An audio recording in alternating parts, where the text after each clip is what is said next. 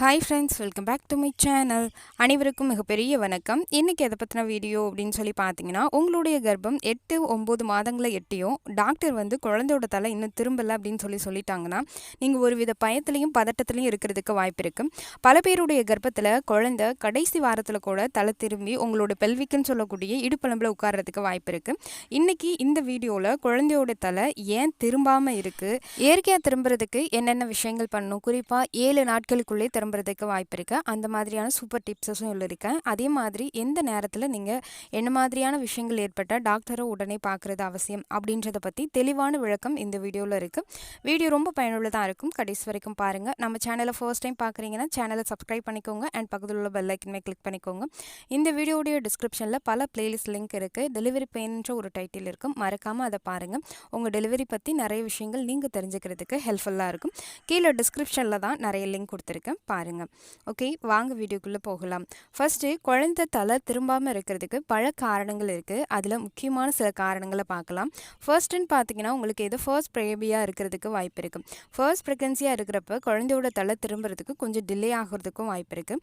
அதே மாதிரி நஞ்சுக்கூடி இருக்கக்கூடிய இடம் உங்களுக்கு லோ லைன் பிளசண்டாவாக இருந்தாலோ இல்லை பிளசண்டா ப்ரீவியாவாக இருந்தாலோ குழந்தையோட தலை திரும்புறதுக்கு கொஞ்சம் டைம் எடுக்கிறதுக்கு வாய்ப்பு இருக்குது.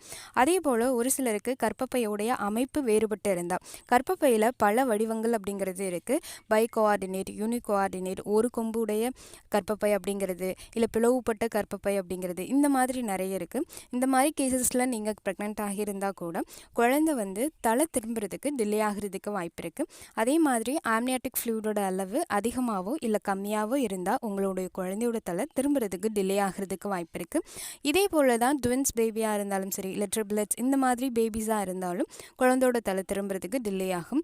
அதே மாதிரி குழந்தை என்ன நிலையில் இருக்கிறாங்க, குழந்தையோட பிளட் ஃப்ளோ, அவங்களுடைய அந்த ஹார்ட் பீட் ரேட்டு, இது எல்லாமே சரியான முறையில் இருந்து குழந்தை ஆக்டிவாக இருக்காங்களா இல்லையா, இதை டிபெண்ட் பண்ணியும் ஒரு சில நேரங்களில் குழந்தையோட தலை திரும்புறது டிபெண்ட் ஆகி இருக்கும். ஓகே, குழந்தையோட தலை இயற்கையாக திரும்புறதுக்கான பாதுகாப்பான வழிகள் அப்படிங்கிறதுன்னு 6 இருக்குது. அதில் முதலாவது அப்படின்னு சொல்லி பார்த்தீங்கன்னா வாக்கிங்.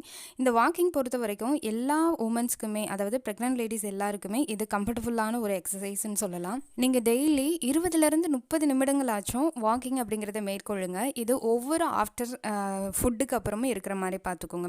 காலையில் பிரேக்ஃபாஸ்ட் சாப்பிட்றீங்கன்னா ஒரு 10 நிமிஷம் வாக் போங்க.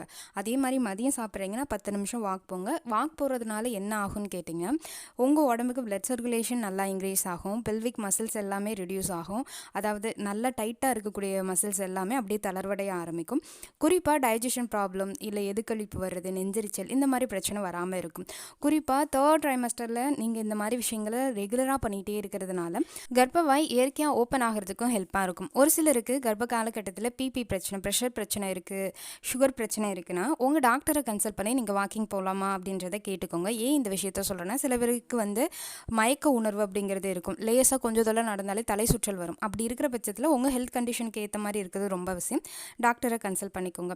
2வது பெல்விக் டைல்ஸ் அப்படின்னு சொல்லுவாங்க. அதாவது மருத்துவருடைய ஆலோசனைப்படி தான் இந்த எக்ஸசைஸை நீங்கள் ஃபாலோ பண்ணணும். பட்டர்ஃப்ளை யோகாஸ் டெய்லி நீங்கள் பண்ணலாம். அதே மாதிரி டக் வாக்குன்னு சொல்லுவாங்க, அந்த டக் வாக் நீங்கள் பண்ணலாம், ஸ்குவாட் பண்ணலாம். இது எல்லாமே உங்களுக்கு ரொம்ப ரொம்ப ரொம்ப யூஸ்ஃபுல்லாக இருக்கும். இடுப்பெலும்பு தசைகள் தளர்வடைகிறதுக்கும் பிளட் ஃப்ளோ அதிகமாக போய் இயற்கையான முறையில் சர்விக்ஸ் ஓப்பன் ஆகிறதுக்கும் ஹெல்ப்பாக இருக்கும். இது 2வது முக்கியமான விஷயம். 3வது அப்படின்னு சொல்லி பார்த்தீங்கன்னா, சரியாக உட்கார்ந்த நிலையில் இருக்கிறது. அதாவது நீங்கள் கீழே உட்காடுறீங்க, இல்லை அப்படின்னா சோஃபாவில் உட்காருங்க, இல்லை பெட்டில் உட்காரிங்கனாலும் சரி, நீங்கள் சரியாக உட்காரக்கூடிய பொசிஷன் அப்படிங்கிறது தான் குழந்தையோட தலை வேகமாக திரும்புறதுக்கு ஹெல்ப்ஃபுல்லாக இருக்கும். குறிப்பாக 3rd ட்ரைமஸ்டர்லாம் நீங்கள் ஸ்ட்ரைட்டாக தான் உட்காரணும். அப்படியே நீங்கள் சோஃபாவில் உட்காரிங்கன்னா இடுப்பு பகுதிகளுக்கு பின்னாடி ஏதாவது ஒரு பில்லோ வச்சுட்டு உட்காருங்க. சோஃபாவில் ரொம்ப நேரம் சாஞ்சு உட்கார்ந்த நிலையில் இருக்காதீங்க. அதே மாதிரி சேராக இருந்தாலும் சரி, இது குழந்தை தலை திரும்புறதுல டிஸ்டர்ப் பண்ணுறதுக்கு அதிக வாய்ப்புகள் இருக்குது. 4வது பர்த் பால் எக்ஸசைஸ் அப்படிங்கிறது, அதாவது ப்ரெக்னன்சி பால் எக்ஸசைஸ்ன்னு கூட சொல்லுவாங்க.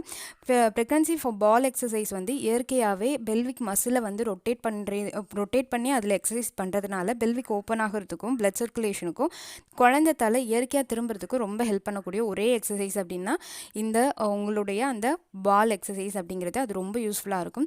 வாக்கிங் இது எல்லாம் எந்த அளவுக்கு எஃபெக்டிவோ அதை விட டபுள் மடங்கு எஃபெக்டிவ் பால் எக்ஸசைஸ் அப்படிங்கிறது.